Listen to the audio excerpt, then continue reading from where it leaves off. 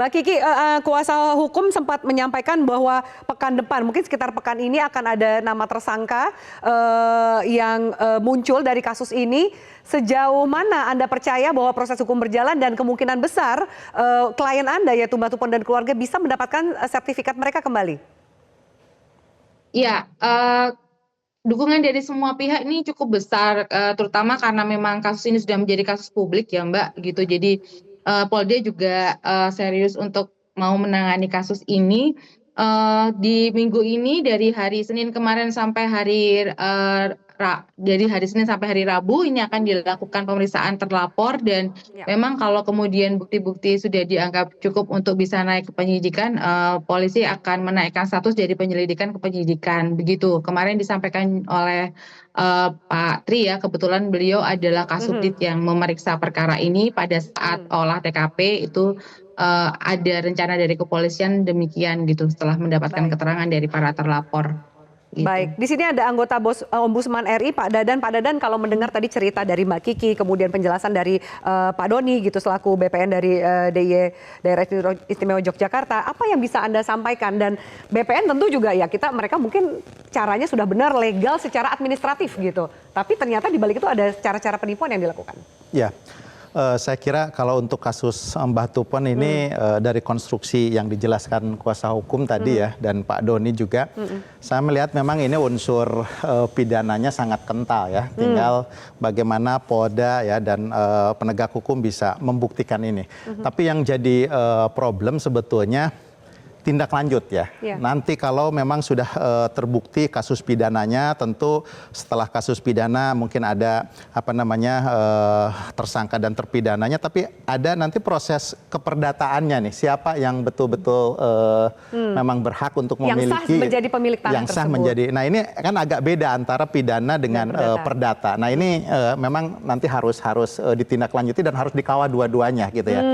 Bisa saja dalam banyak kasus pidananya orang dihukum dan sebagainya, tapi masalah keperdataannya melayang begitu saja gitu. Ada juga yang seperti ini memang harus dikawal. Jadi mungkin KNW BPN berserta Kantah tentu ketika melakukan pemblokiran nanti ya harus sampai ujung keperdataannya juga selesai gitu, baru dibuka blokirnya setelah terbukti siapa yang memang sah ya secara hukum menjadi pemilik. Nah tapi di luar persoalan itu memang kasus yang semacam ini ya, mafia tanah itu banyak celahnya ya. Ini kebetulan kan jual beli perorangan gitu ya. Ada juga proses-proses lain yang memang mafia tanah itu banyak bermain di sana. Misalkan kasus pembebasan lahan gitu ya.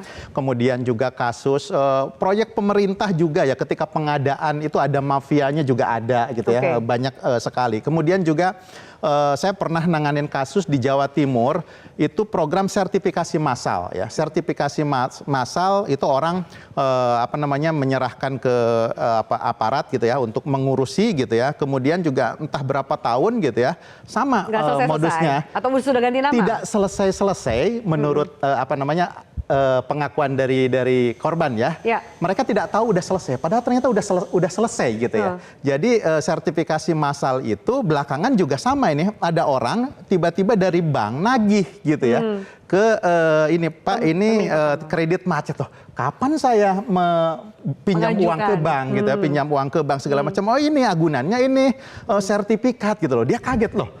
Memang udah ada sertifikatnya, bukankah saya sedang membuat sertifikat dan memang belum jadi-jadi sertifikat massa itu sampai 18 orang gitu ya. Nah, jadi pola yang dialami oleh Mbak Tupon dan keluarga ini jadi pola yang cukup lumrah dilakukan oleh penipu tanah. Ya, ini antar orang per orang ya, penipuan tanah ini ada yang massa dilakukan oleh perangkat yang mengurusi itu. Kita sempat mengusut gitu, kita tanya ke kepala Kantah ya. Kantah ternyata oh betul Pak, ini sertifikat sudah jadi dan sudah diserahkan gitu. Waktu itu kita menginvestigasi kenapa ini bisa diserahkan ke bukan pemiliknya.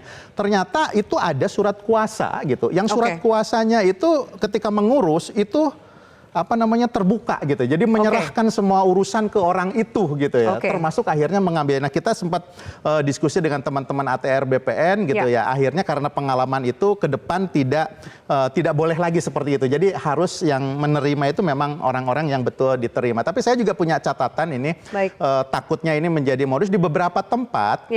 Kantah ya itu melaporkan sertifikasi massa PTSL sudah tercapai sekian persen. Kami ada data di kantor perwakilan kami, itu datanya yang masuk ke kementerian udah selesai sertifikatnya, tapi sertifikatnya belum dibagikan sampai berapa tahun. Nah ini bisa jadi celah juga nih orang berbuat jahat gitu loh. Makanya memang kami sedang bikin kajian di mana saja yang sudah selesai, kemudian kami ingin koordinasi dengan Kementerian ATR BPN supaya memang betul-betul itu diserahkan ke pemiliknya segera kalau sudah jadi itu. Jangan hanya dilaporkan saja ke kementerian, oh ini udah selesai sertifikatnya sekian, tapi ternyata di masyarakat belum diterima diserahkan, gitu ya. belum diterima. Oke, baik.